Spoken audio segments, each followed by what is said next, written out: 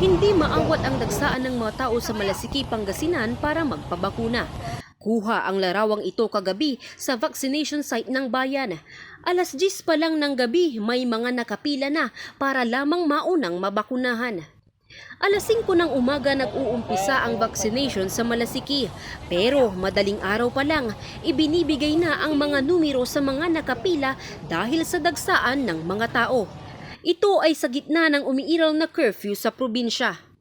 Bagamat pinahintulutan ng lokal na pamahalaan ang ganitong sistema sa mga nagdaang araw, ayon sa RHU Malasiki, ito na ang huling pagkakataon na magdidistribute ng mga numero sa vaccination site sa madaling araw. Sa halip, pag-aaralan ng ibigay sa mga barangay ang mga numero para sa mga dapat at nais mabakunahan.